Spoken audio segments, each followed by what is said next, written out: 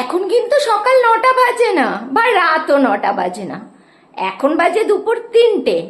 আমাদের ঘড়িবাবু আজকে ঘোড়া হয়ে গেছে, সে 6 ঘন্টা লেট চলছে। আর আজ হচ্ছে রবিবার, রবিবারের লাঞ্চ মেনু নিয়ে চলে এসেছি। এখানে রয়েছে গরমা গরম ভাত, রয়েছে এখানে ঘুগনি, ঘুগনিটা রাতে রুটি খাওয়ার জন্য করে রেখেছি।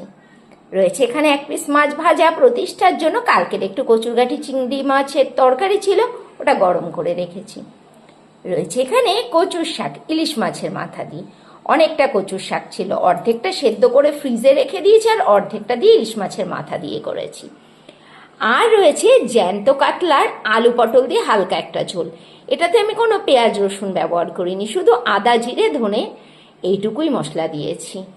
আমাদের বাড়িতে মাছের ঝোল একটু হালকা করে খেতেই বেশি ভালোবাসে, পেঁয়াজ রসুন দেওয়া মাছের ঝোল খেতে কেউ বেশি একটা পছন্দ করে না। চলো আজকের লাঞ্চ মেনুটা দেখিয়ে দিলাম, এখন তাড়াতাড়ি করে খাওয়া দাওয়াটা সেরে নিই।